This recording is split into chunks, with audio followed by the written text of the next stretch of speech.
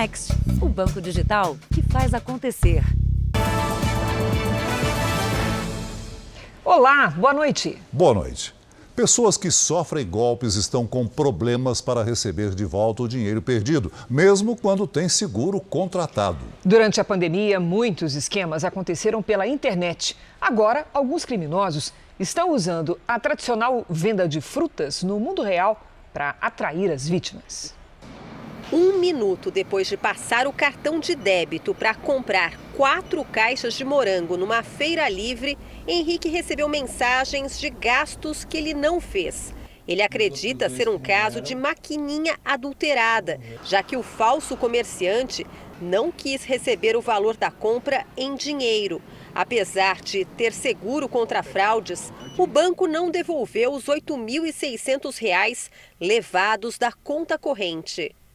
Fiquei com a conta negativa lá um tempinho e aí agora procurando realmente a justiça para poder resolver. Mas a instituição financeira mesmo tem no seguro do cartão, não deu a mínima. Segundo a polícia, foram registrados vários casos de estelionatários que se passam por vendedores de frutas. É um tipo de crime que a polícia tem chamado de golpe do morango e que já fez vítimas na capital paulista, no interior de São Paulo e no Rio de Janeiro. A caixa da fruta de fato é vendida, mas o cliente pode pagar 700 vezes mais caro por ela, no débito ou no crédito, sem perceber nada. A maior dificuldade tem sido receber o dinheiro de volta, já que os bancos alegam que a pessoa autorizou a compra. Se o cliente ele colocou a senha, o que pode ter acontecido é que a máquina ela estava adulterada, ele não sabia. O consumidor ele não tem condições de saber isso. Esta advogada também explica que o cliente deve ficar atento na hora de contratar um seguro. De extrema importância conhecer qual de fato é a cobertura. Estou contratando um seguro. Só que esse seguro ele só vai cobrir se o cartão for roubado de dentro de uma bolsa. Qualquer um outro evento ele não vai cobrir. Durante a pandemia, os golpes virtuais aumentaram. Uma pesquisa realizada no ano passado mostra que 59% das pessoas já foram vítimas de crimes virtuais. Mas dessa vez, foram os morangos suculentos e em promoção que atraíram a atenção de Henrique e de tantas outras vítimas. Por isso, é bom ficar atento na hora de passar o cartão. Começar muita insistência e que não tem troco, ou que prefere que pague em cartão, já desconfie. Se tiver que realmente pagar no cartão, insista no crédito. Não vá no débito, porque a partir do momento que passar no débito, não tem volta. Já passou, o dinheiro já vai sair da conta e depois não tem como estornar. Veja agora outros destaques do dia. Governo começa estudos para a privatização da Petrobras. Presidente do TSE diz que ninguém vai interferir na justiça eleitoral. Com operações na Cracolândia, usuários de drogas e traficantes se espalham pelo centro de São Paulo. Homem é suspeito de assediar pelo menos 20 psicólogas durante consultas. Helicópteros, aviões e até jatos da FAB cruzam os céus para garantir os transplantes de órgãos.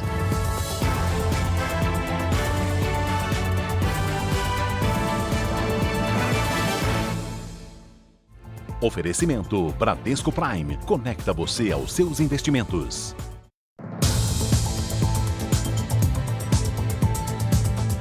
Pelo menos 20 psicólogas de São Paulo, Belo Horizonte e Brasília se reuniram para denunciar um homem que, após marcar consulta, assedia sexualmente as profissionais. A abordagem é quase sempre parecida. O suposto paciente pergunta para a psicóloga se pode passar por atendimento online porque é deficiente físico. A profissional concorda, mas logo na primeira consulta percebe que o interesse dele é outro e criminoso. Esta profissional, que não quer ser identificada, é uma das dezenas de vítimas do homem que tem assediado psicólogas de várias partes do país. Ela mora em São Paulo e atendeu o agressor por chamada de vídeo em julho do ano passado. Ao decorrer dessa suposta sessão, né, ele começa a falar coisas de cunho sexual e se autoestimular enquanto ele faz isso. Foi por meio de uma rede social que outra psicóloga de Brasília teve certeza de que o assédio que sofreu durante uma consulta não era caso isolado. Ela postou sobre como o suposto paciente agiu para alertar outras profissionais da área e recebeu diversos retornos de colegas que passaram pela mesma situação. E aí começou a vir vários psicólogos respondendo a foto dele falando. Ele também entrou em contato comigo, desse mesmo jeito. Eu também recebi esse contato dele. Teve gente que me relatou dizendo, né, que tinha chegado a atender, né, toda a situação assim desconfortável. Pelo menos 20 psicólogas procuraram o Ministério Público de São Paulo para formalizar uma denúncia conjunta contra o suposto paciente. O Núcleo de Atendimento às Vítimas de Violência pediu à Delegacia de Defesa da Mulher a instauração de um inquérito policial. As investigações estão em andamento e correm sob sigilo. Segundo a conselheira do Conselho Regional de Psicologia, o assédio sexual contra psicólogas é um problema grave e recorrente nos consultórios. Diante das novas denúncias, além de reforçar a orientação às profissionais, a entidade vai convidar órgãos de segurança para debater medidas de proteção. Ministério Público, Defensoria Pública, o Sindicato, né, das Psicólogas, a Associação Brasileira de Ensino em Psicologia, né, porque afinal de contas, né, a discussão da violência de gênero ela precisa ser fortalecida. Flávia é psicóloga em Belo Horizonte e também foi vítima do suposto paciente. Ela diz que o homem ofereceu R$1.000 para observá-la por 15 minutos. Eu espero que ele seja responsabilizado, né? Porque é um crime, é uma violência de gênero, porque assim a gente não vê homens passando por esse tipo de situação, né? Bem raro. Então é algo assim voltado mesmo para as mulheres. No Rio de Janeiro, 4 jovens são suspeitos de aplicar golpes usando dados bancários roubados no submundo da internet. A quadrilha, com origem em Santa Catarina, teria feito vítimas em pelo menos 3 estados. Nas redes sociais, uma rotina de luxo, com festas, viagens e passeios de lancha. Para a polícia, tudo pago com o dinheiro dos golpes. Os 4 jovens foram presos quando tentavam comprar joias em uma loja no Leblon, na zona sul do Rio.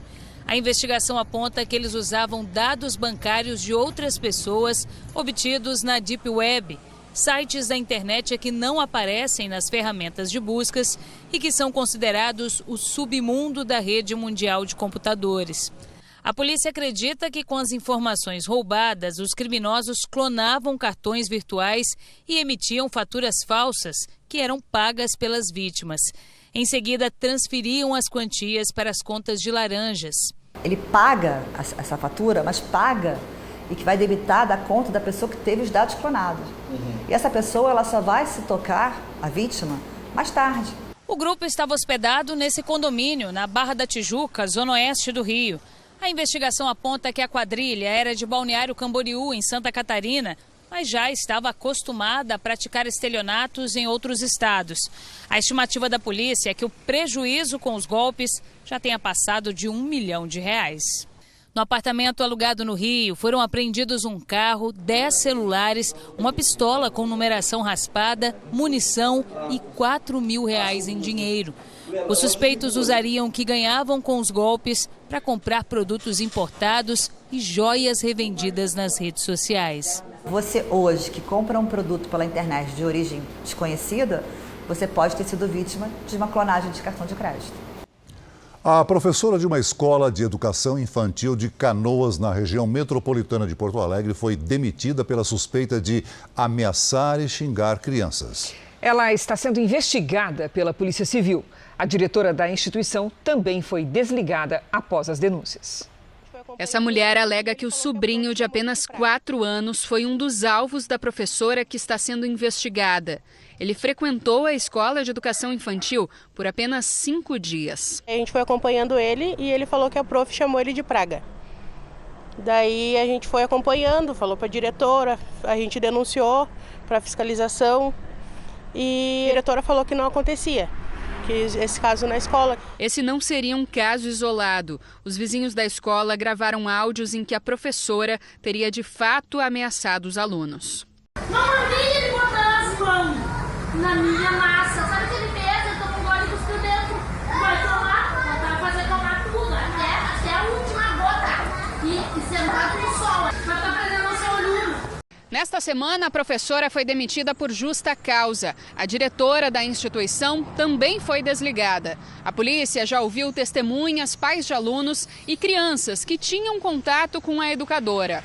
Ela poderá responder por maus tratos. Chamou atenção muito o depoimento da criança, onde ela demonstra afeto pela professora, demonstra gostar muito da professora, indica uma profissional carismática, e ao mesmo tempo ela demonstra receio da professora.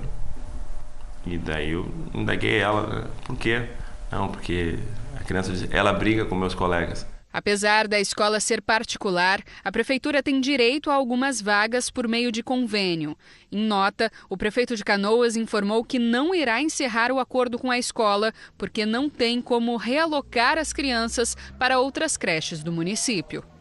Por meio de advogados, tanto a professora como a diretora informaram que não vão se manifestar.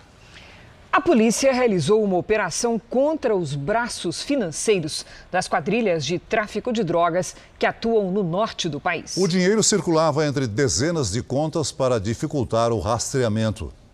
Ainda era madrugada quando os policiais começaram a cumprir os mandados de prisão, busca e apreensão. A operação aconteceu ao mesmo tempo em cidades da região metropolitana de Belém, no Pará, e em Macapá, no Amapá. 3 carros de luxo, celulares, documentos e dinheiro foram apreendidos. Segundo a polícia, a quadrilha abria empresas fantasmas para movimentar o dinheiro do tráfico de drogas da região norte. As investigações mostram que o dinheiro era transferido entre as contas da organização, para tentar evitar que fosse rastreado. As investigações começaram em outubro do ano passado, depois que a Polícia Civil aqui do Pará interceptou um carregamento e apreendeu meia tonelada de cocaína. Os policiais conseguiram identificar e acompanhar os principais integrantes da organização criminosa. 21 contas bancárias foram bloqueadas. Estima-se que nestas contas a quadrilha já tenha movimentado mais de 60 milhões de reais. A Polícia Civil está agora investindo e combatendo exatamente o lado financeiro, o braço desses criminosos, desses traficantes, que com dinheiro dessas ações adquirem carros, apartamentos e movimentam valores consideráveis. Segundo as investigações, a cocaína seria trazida de outros países pela floresta amazônica e aqui era enviada por navios para países dos continentes europeu, asiático e africano. Em Israel, a equipe do Jornal da Record conheceu a história de um bebê vítima da misteriosa hepatite aguda, que atinge crianças em todo o mundo. Os especialistas que cuidam do menino acreditam que a doença não é contagiosa. Descartam que ela tenha sido provocada por vacinas, mas dizem que pode haver alguma relação com o coronavírus. Benaya Nagar tem 1 ano e meio de idade. Há 2 meses, a mãe dele, Timor, sentiu que algo estava errado e levou o menino ao médico. Foi o início de uma procura por um diagnóstico e uma cura. Benaya vive em Beersheba, no sul de Israel, com seus pais e 3 irmãos. Mas foi aqui, neste hospital em Jerusalém, que os médicos conseguiram salvar a vida do menino. Foram semanas de testes até que os médicos acharam a resposta. Benaya contraiu uma forma misteriosa de hepatite que afeta crianças em todo o mundo. A Organização Mundial da Saúde alertou esta semana que investiga cerca de 350 casos de hepatite aguda entre crianças em 5 regiões do mundo e em mais de 20 países. No Brasil, há mais de 20 casos suspeitos. Israel registrou 40 casos da doença nos últimos 12 meses. 2 crianças precisaram de transplantes de fígado. Os sintomas registrados em muitas crianças incluem vômitos, febre e dor de barriga. Mas esse não foi o caso de Benaya. Ele não vomitava, não estava com dor, mas eu senti no meu coração que algo estava errado. Ele ficou quieto, sem energia, e notamos que a pele dele e os olhos estavam ficando cada vez mais amarelos, conta a mãe. Esse é um dos principais sinais de que o fígado não está funcionando bem. Benaia foi transferido para um hospital em Jerusalém, onde o Dr. Steyer iniciou o tratamento. A gente não podia esperar mais. Ele estava piorando. Fizemos uma biópsia do fígado e os resultados foram parecidos aos da hepatite autoimune, explica. Benaia se recuperou da doença, mas ainda toma remédios e faz testes semanais de sangue para saber se o fígado está estável. Os médicos dizem que a doença não é contagiosa e parece ser autoimune, ou seja, provocada pelo sistema imunológico do próprio organismo. O Dr. Steyer ainda explica que em Israel, todas as crianças que ficaram doentes com a nova hepatite já foram infectadas pelo coronavírus. 90% deles não foram vacinados porque eram muito jovens. Sabemos que a Covid pode causar doenças autoimunes, então acredito que essa onda de hepatite esteja ligada à pandemia, diz o médico.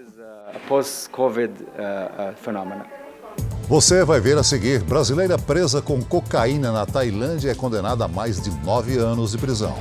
E na série especial, para vencer as grandes distâncias, até jatos da Força Aérea levam órgãos que vão ser transplantados.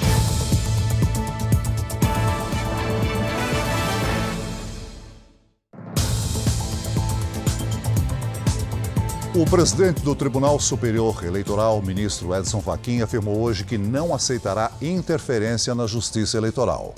As declarações foram dadas durante uma visita à sala do TSE, onde ocorrem os testes de segurança nas urnas eletrônicas. O presidente da corte, Edson Fachin, decidiu dar o recado depois de ter sido pressionado nos últimos dias pelas Forças Armadas a seguir uma sugestão do presidente Jair Bolsonaro de que haja uma apuração paralela dos votos. Quem trata de eleições são forças desarmadas. E, portanto, as eleições dizem respeito à população civil que, de maneira livre e consciente, escolhe seus representantes.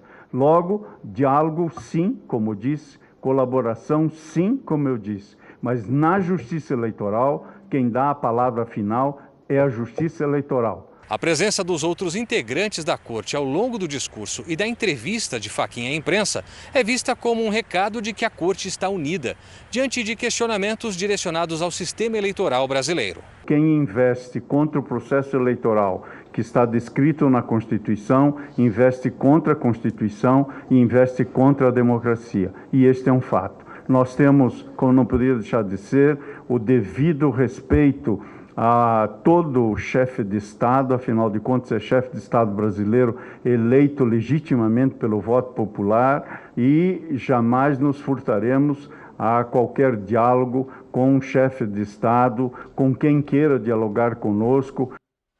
O presidente Jair Bolsonaro afirmou agora há pouco, durante a live semanal, que não sabe de onde o presidente do TSE, Edson Fachin, tirou o fantasma de que as Forças Armadas querem interferir nas eleições. Procurado pelo Jornal da Record, o Ministério da Defesa não comentou as declarações de Fachin. A Finlândia anunciou que vai pedir para entrar para a OTAN, a aliança militar liderada pelos Estados Unidos e que reúne outros 29 países. A Rússia ameaçou retaliar se o país levar o plano adiante. A decisão histórica foi anunciada hoje pelo presidente finlandês. Segundo ele, o pedido para entrar na OTAN vai acontecer sem demora. A Rússia afirmou que a expansão da aliança militar não vai tornar a Europa ou o mundo mais seguros. Disse que tomará medidas de retaliação, inclusive militares, se isso acontecer. Mais tarde, o representante de Moscou nas Nações Unidas declarou que tanto a Finlândia quanto a Suécia, um país vizinho, poderiam se tornar alvos se decidissem aderir à OTAN.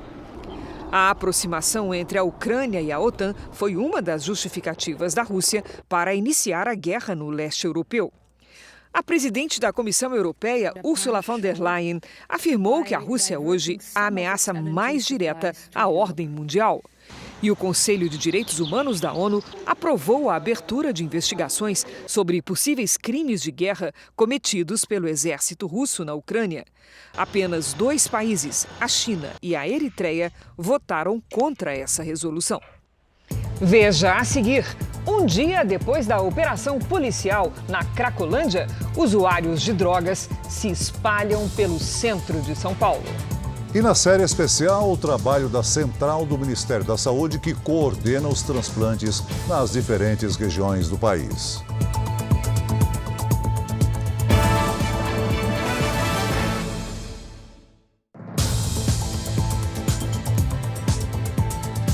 Pela primeira vez, a Coreia do Norte confirmou que existem casos de Covid no país e decretou confinamento nacional. Segundo a agência de notícias estatal, quase 190 mil pessoas estão recebendo o tratamento. Pelo menos 6 pacientes morreram. A agência de notícias estatal afirmou que foram detectados casos da variante Omicron.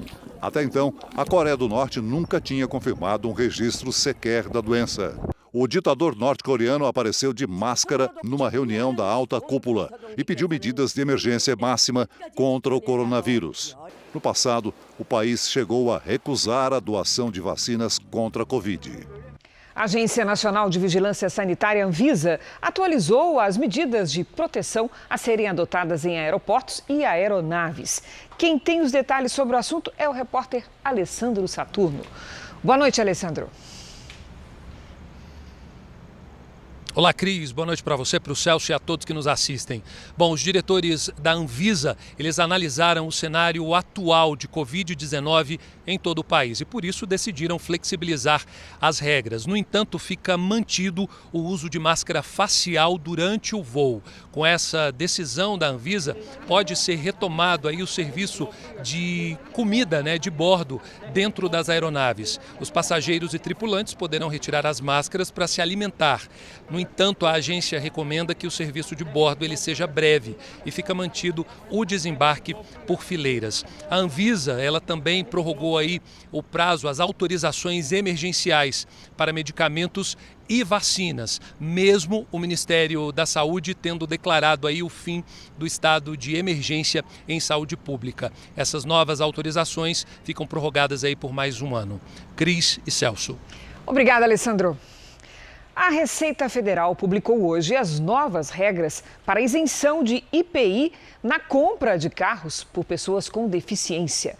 Agora, os veículos podem custar até R$200 mil.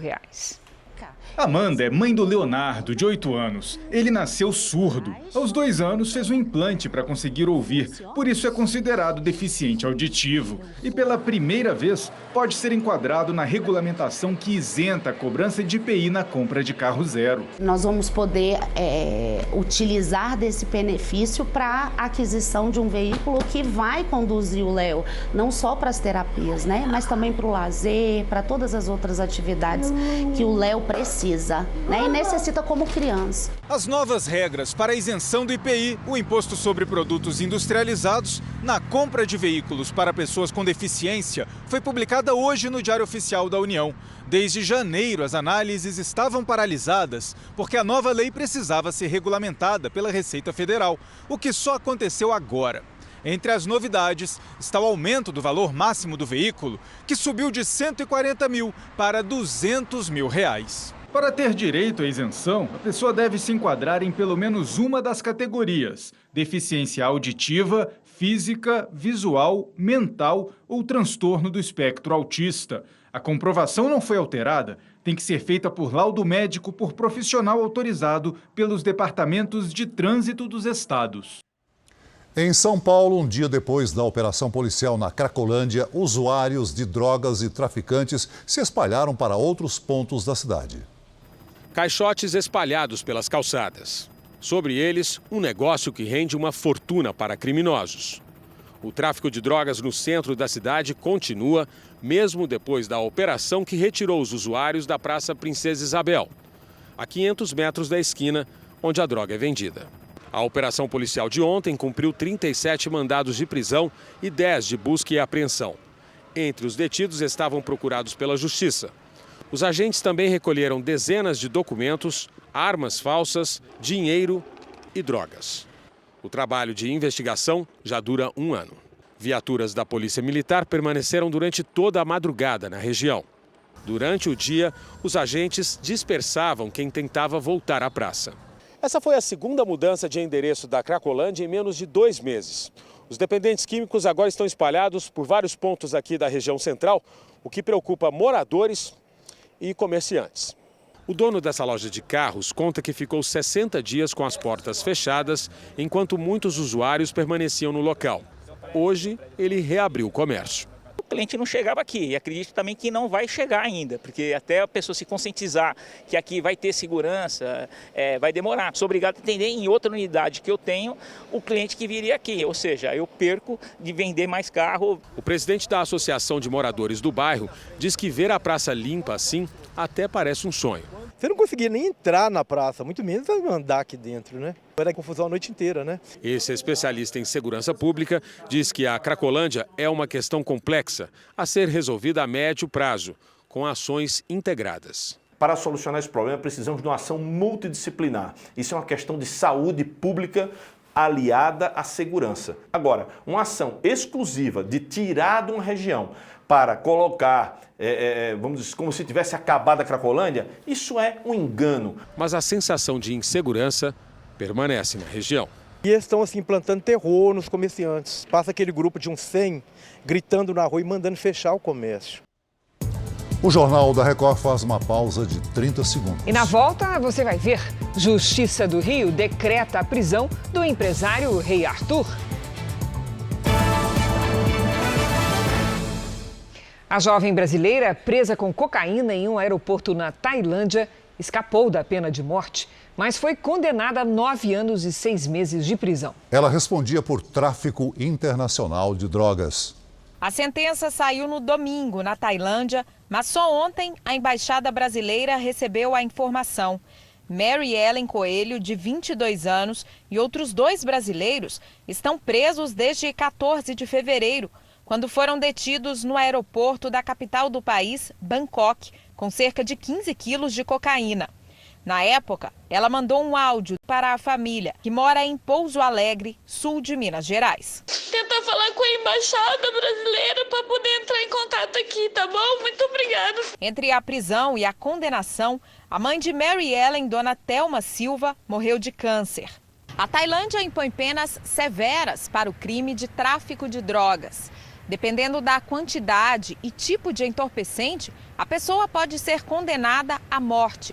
No caso da brasileira, havia a possibilidade de prisão perpétua, mas a prisão da mulher apontada como aliciadora dos jovens que transportaram a droga funcionou como atenuante para a pena. A mulher foi flagrada nessas imagens ao lado de Mary Ellen e de outro brasileiro no dia do embarque em Curitiba. A droga foi encontrada por autoridades tailandesas na bagagem deles logo ao desembarcar. Os advogados de Mary Ellen vão entrar com pedido para ela cumprir a sentença no Brasil.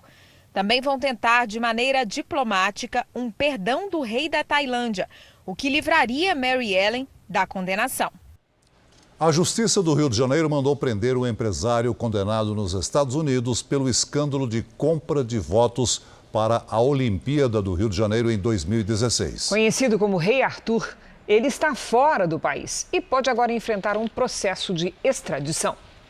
Condenado nos Estados Unidos e procurado no Brasil.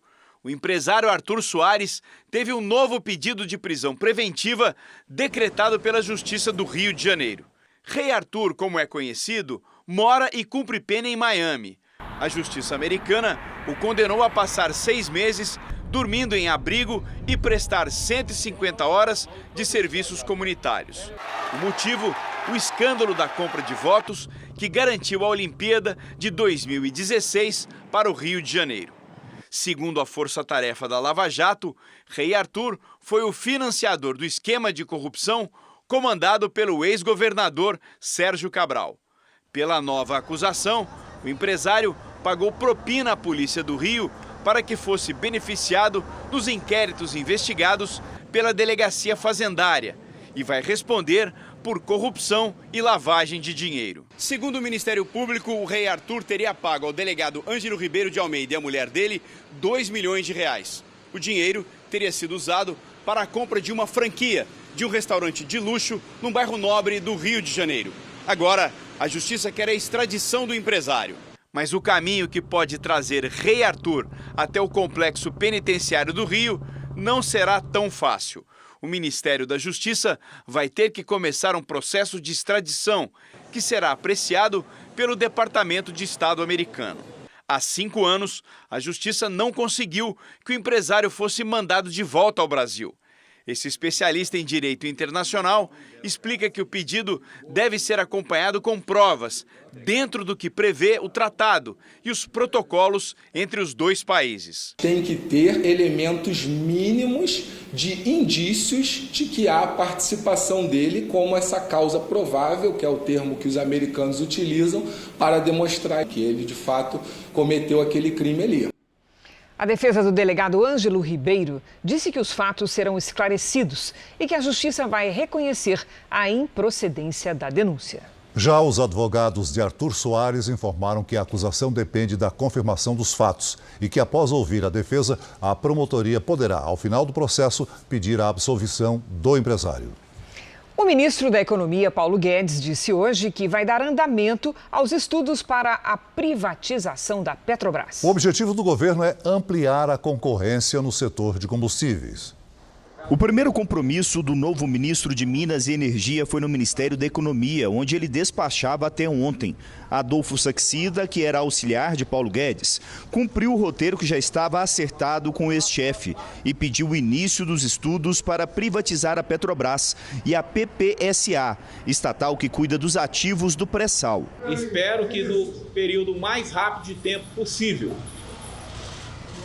nós tenhamos essa resolução pronta e levamos para o presidente da República, o presidente Jair Bolsonaro, assinar esse decreto e começar esse processo aguardado pelo povo brasileiro. É a libertação do povo do brasileiro contra os monopólios. Esses são os passos iniciais de uma possível privatização. Durante o pronunciamento feito pelos dois ministros, Paulo Guedes respondeu a um sindicalista que protestava na frente do Ministério da Economia por aumento dos salários dos servidores. Eu não quero falar de quem roubou a Petrobras, assaltou a Petrobras durante anos, roubaram, foram condenados. Eu não quero falar isso. Eu quero simplesmente receber, como um programa de governo que teve 60 milhões de votos, receber aqui um pedido do novo ministro de Minas e Energia e encaminhar o processo. Obrigado. Nós vamos devolver ao povo brasileiro o que é deles. Nós vamos devolver ao povo brasileiro o que é deles. Fontes do Ministério da Economia com quem eu conversei disseram que uma possível privatização da Petrobras deve prever o fatiamento da empresa para que ocorra uma maior competição no setor de combustíveis. Apesar do tom de pressa adotado pelo governo, o processo de venda é longo. Além da definição sobre o formato do negócio e de quanto vale a Petrobras, tudo ainda precisa ser aprovado pelo Congresso Nacional. Nesta quinta-feira, quem esteve em Brasília foi o presidente da Petrobras. José Mauro Coelho teve reuniões com o novo ministro de Minas e Energia, com o ministro da Casa Civil, Ciro Nogueira, e com o presidente do Banco Central, Roberto Campos Neto. A conversa foi a pedido do próprio presidente da Petrobras, já que ele foi indicado pelo ex-ministro de Minas e Energia, Bento Albuquerque. O presidente do Senado descartou a possibilidade de privatização da Petrobras nesse momento. Para Rodrigo Pacheco, o preço dos combustíveis, que continua alto nas bombas, é problema que precisa ser solucionado agora. Hoje, o senador se reuniu com os secretários de Fazenda dos estados. O presidente do Senado pediu que os estados mantenham o congelamento do ICMS, o imposto sobre circulação de mercadorias e serviços, um dos que são cobrados sobre os combustíveis. Hoje, a previsão é que o congelamento, que começou em novembro do ano passado, acabe em junho. Para Pacheco, o ideal seria manter a medida até que seja costurada uma solução definitiva para a alta no preço da gasolina e do diesel. Uma das alternativas defendidas pelo presidente do Senado é que parte dos lucros da Petrobras, repassada para a União, seja usada para amortecer o impacto de novas altas. Para que a Petrobras possa, na verdade a União, com os dividendos da Petrobras, possa contribuir para a reversão disso para a sociedade, especialmente daqueles que dependem do combustível para a sua sobrevivência, que é o caso de caminhoneiros, motoristas de aplicativo, motociclistas, né, de entregas. O presidente do Senado não acredita na discussão da privatização da Petrobras neste momento. Segundo ele, a privatização da estatal está descartada agora. Não considero que esteja no radar ou na mesa de discussão nesse momento a privatização da empresa, porque o momento é muito ruim para isso. Outra possibilidade para baixar o preço dos combustíveis é discutir a reforma tributária, que está parada na Comissão de Constituição e Justiça do Senado, mas pode ser votada nas próximas semanas. O presidente do Senado é a favor dessa discussão. O Palácio do Planalto e o Ministério da Economia buscam soluções para reduzir os preços nas bombas. O governo vem pressionando o CAD, Conselho Administrativo de Defesa Econômica, a concluir 2 investigações que foram feitas em relação à política de preços da Petrobras. Segundo o governo, o parecer do CAD teria o poder de reduzir o valor nas bombas. Mas o inquérito ainda está em andamento e, de acordo com fontes do CAD, o Conselho não tem o objetivo de interferir no valor dos combustíveis. O Banco do Brasil teve lucro recorde de 6 bilhões e 600 milhões de reais no primeiro trimestre do ano. É um aumento de 11,5% em relação aos 3 meses anteriores. De acordo com o balanço financeiro, o resultado positivo é explicado pelo aumento do crédito e pela redução de despesas administrativas. O Jornal da Record faz uma pausa de 30 segundos. E na volta, o presidente Bolsonaro fala da inflação e volta a criticar a Petrobras. O Supremo Tribunal Federal decidiu por unanimidade que servidores homens que são pais solo podem ter licença paternidade de 180 dias. Nós vamos a Brasília com Luiz Fara Monteiro, que tem os detalhes dessa decisão. Boa noite, Fara. Boa noite, Celso, Cris e a todos que nos acompanham. O placar da votação foi de 10-0 para que os servidores federais que são pais solo, ou seja, aqueles que criam os filhos sozinhos sem a presença da mãe, tenham direito à licença paternidade de 6 meses no trabalho. Hoje, os homens têm direito à folga de 5 dias, enquanto as mulheres têm 120 dias por lei. Só que as mães já podem pedir esse benefício de 6 meses quando não tiverem um parceiro para dividir os cuidados do bebê. O relator aqui no Supremo, o ministro Alexandre de Moraes, entendeu que a presença do pai junto ao recém-nascido garante proteção e também preserva a convivência familiar nos primeiros meses de vida do bebê. O ministro também afirmou que a lei trabalhista já possibilita a extensão dessa licença para pais adotivos e em caso de falecimento da mãe da criança. Para Alexandre de Moraes, do Supremo, a Constituição e o Estatuto da Criança e do Adolescente já igualam homens e mulheres nos deveres de guarda dos filhos menores de idade. De Brasília, Luiz Fara Monteiro. Obrigado, Fara. Em visita a um evento de agronegócio no Vale do Ribeira, em São Paulo, o presidente Jair Bolsonaro voltou a declarar que o Brasil é um dos países que menos sofrem com a inflação no mundo, apesar da alta no índice. Bolsonaro também reforçou as críticas ao preço dos combustíveis e à Petrobras. Na chegada a Pariquera-Açu, no interior de São Paulo, o presidente foi recebido por apoiadores. O presidente veio participar de uma feira de produtores de banana aqui no Vale do Ribeira. No caminho para cá, em uma transmissão por uma rede social, Jair Bolsonaro voltou a criticar a Petrobras e os preços dos combustíveis, um dia depois do novo ministro de Minas e Energia tomar posse. Eu zerei o imposto federal do gás de cozinha para ajudar os mais humildes a comprar um bujão mais barato, mas assim mesmo, está caro. Está caro, em grande parte deve ser a própria Petrobras, que é um absurdo, me parece que não quer fazer cumprir o seu papel social, como prevê a nossa Constituição. No evento, o presidente ficou ao lado do ex-ministro da Infraestrutura, Tarcísio de Freitas, que é pré-candidato ao governo de São Paulo. No discurso, Bolsonaro falou sobre a inflação no mundo inteiro. Segundo ele, motivada também pela suspensão das atividades durante a pandemia. E o Brasil é um país que está tendo inflação, está tendo aumento de combustíveis, sei disso e assumo a minha responsabilidade. Mas isso se faz presente no mundo todo. No Brasil, nesse quesito, é um país que daqueles que menos está sofrendo com a questão da inflação. Aumento da pobreza, dívida externa e uma inflação bem maior que a brasileira. A Argentina vive tudo isso e também uma crise política. Os números mais recentes aproximam o país da Venezuela, que registra o pior desempenho econômico na América do Sul.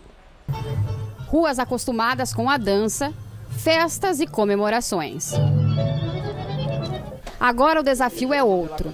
A pobreza alcançou 44% da população em 2021, um recorde histórico. A Argentina ainda enfrenta a inflação, que no mês de março alcançou 6,7%. O governo argentino chegou a um acordo para renegociar a dívida com o Fundo Monetário Internacional, o FMI, de 45 bilhões de dólares, o equivalente a 230 bilhões e 500 milhões de reais. O problema se arrasta desde 2018. A população sente o reflexo no bolso. No mês de junho, haverá um aumento de até 20% do valor na tarifa de gás. O consumo de carne diminuiu pelo menos 3,8% em 2021. Com isso, muitos argentinos abandonaram um dos hábitos favoritos do país, o churrasco. Nicolás confirma que o assado agora somente em ocasiões especiais. É preciso escolher quando e com quem comer. O presidente Alberto Fernandes vive o seu momento de maior pressão. Fernandes rompeu com a vice Cristina Kirchner e no ano passado o governo ficou ainda mais enfraquecido após a derrota nas eleições legislativas. Agora, a inflação e a pobreza fizeram com que a população se revoltasse. Desde a última terça-feira, grupos de todo o país marcharam até aqui, a capital Buenos Aires, para manifestar a sua insatisfação. Os manifestantes prometem um grande ato para pressionar o presidente e pedir aumentos salariais. Com tantos resultados negativos, a Argentina se aproxima da Venezuela, que tem o pior desempenho econômico da América Latina. Especialistas afirmam que a crise na Argentina era previsível, por causa da dívida com o FMI e pelas políticas econômicas do governo de esquerda. A situação se agravou ainda mais na pandemia, com o fechamento da economia e com a guerra na Ucrânia, que encareceu muitos produtos importados. A quinta-feira começou gelada no sul, com mínima abaixo de 3 graus na Serra Catarinense. Hora de conversar com a Lidiane Sayuri. Oi, Lid, boa noite. Sinal de que realmente se confirma o frio aumenta na semana que vem? Aumenta sim, isso é apenas um ensaio, viu, Cris? Boa noite para você, Celso. Para quem nos acompanha, nesta quinta-feira, uma massa de ar frio derrubou as temperaturas no sul. Agora, a partir de terça-feira da semana que vem, entra em cena a massa de origem polar. Como o nome diz, ela surge nos polos e avança pelo continente. Pode gear entre o Rio Grande do Sul e o Paraná, no interior de São Paulo, no sul de Minas e de Mato Grosso do Sul. Nos pontos mais altos das Serras Gaúcha e Catarinense, tem chance de neve. O frio mais intenso deve durar até uma semana. Nesta sexta-feira, o sol aparece na maior parte do Brasil. Entre o Amazonas e o Ceará, tem previsão de chuva forte e a qualquer hora. Em Porto Alegre, máxima de 21 graus. No Rio de Janeiro, faz 26. Em Brasília e Salvador, 29 e em Porto Velho, até 33. Em Bom Jardim da Serra, o dia começa com 2 graus e pode gear.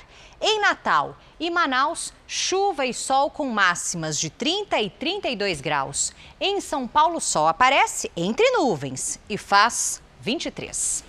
Tempo delivery para a Silvia de Amambai, Mato Grosso do Sul, né, Lídia? Isso, vamos lá, Celso.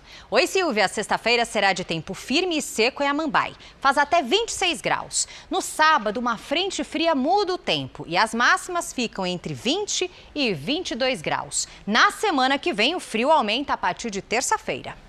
Lídia, tem pedido de aniversariante. Josué de Fortaleza, Ceará. Opa, vamos lá, Josué, feliz aniversário, com chuva, hein, em Fortaleza.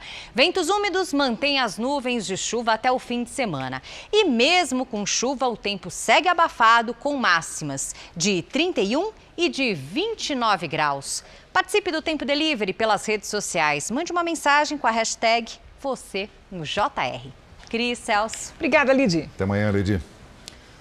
As polícias da Colômbia e do Paraguai seguem atrás de pistas dos criminosos que mataram o promotor Marcelo Petti numa praia em plena lua de mel. Ele investigava o narcotráfico e a lavagem de dinheiro praticados por criminosos internacionais, inclusive os integrantes de uma facção brasileira.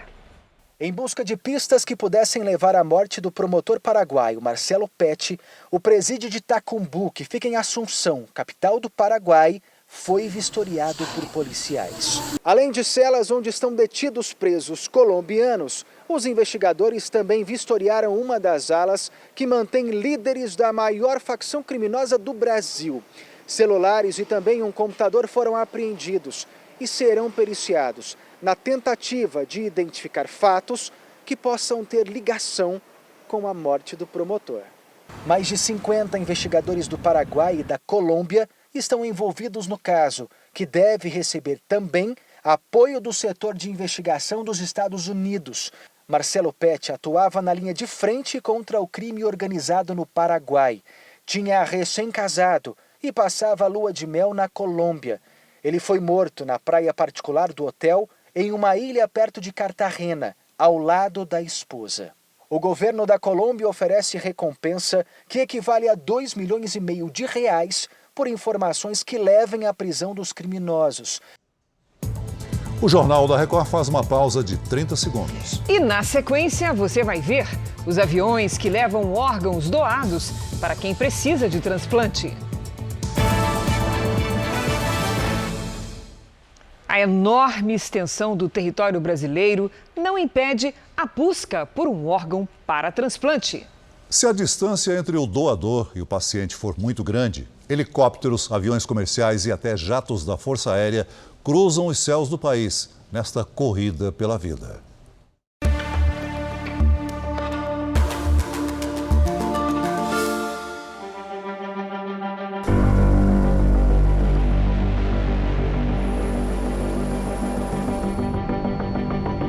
Muitas vezes, quando o médico manda uma mensagem dizendo que deu certo, manda um vídeo do coração batendo dentro do receptor lá, acaba que é a parte mais gratificante mesmo. A gente sente que o dever é cumprido.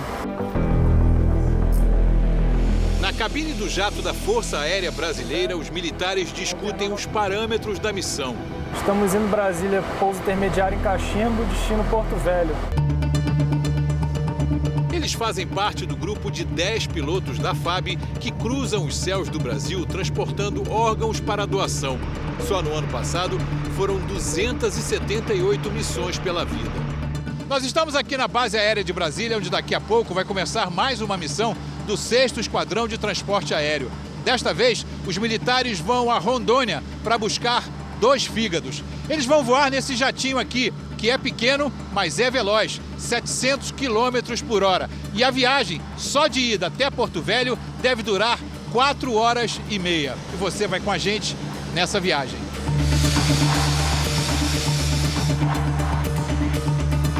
O Brasil possui o maior programa público de transplante de órgãos e tecidos do mundo, mas em grande parte isso só é possível graças ao transporte aéreo, público e privado.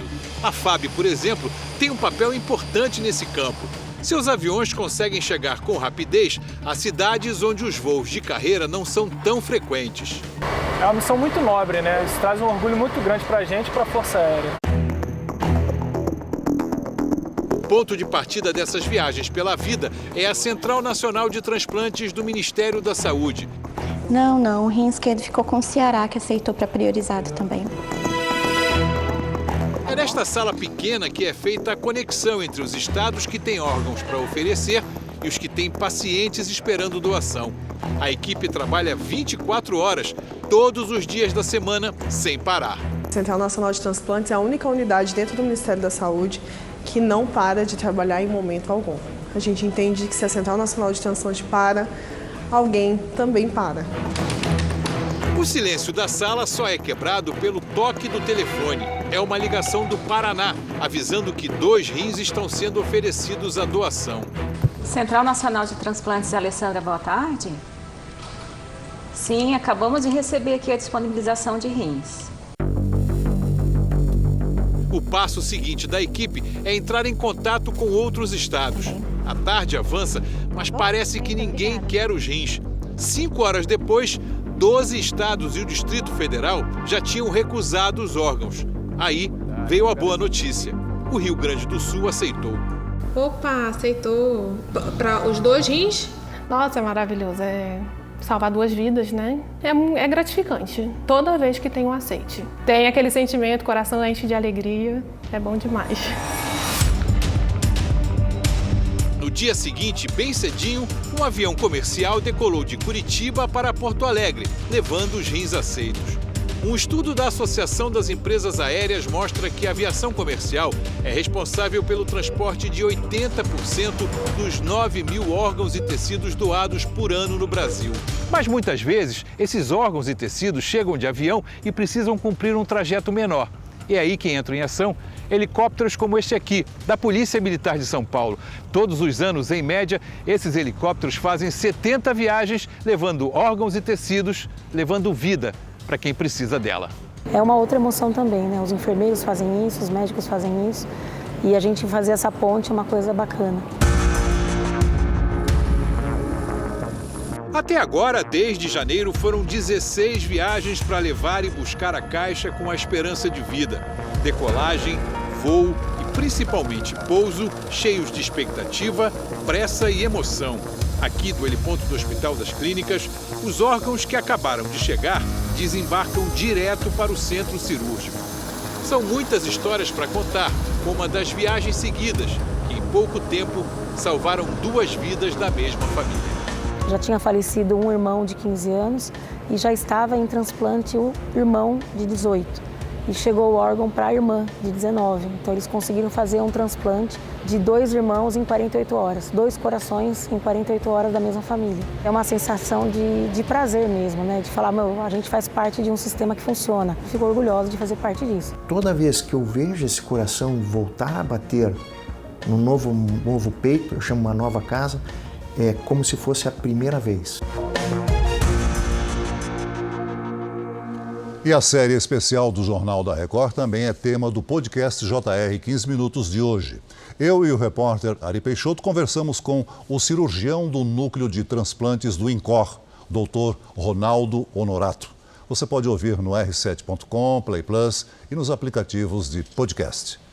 Essa edição termina aqui e à 00:30 tem mais Jornal da Record. Fique agora com o Reis. E logo em seguida, você assiste a Jesus, a série.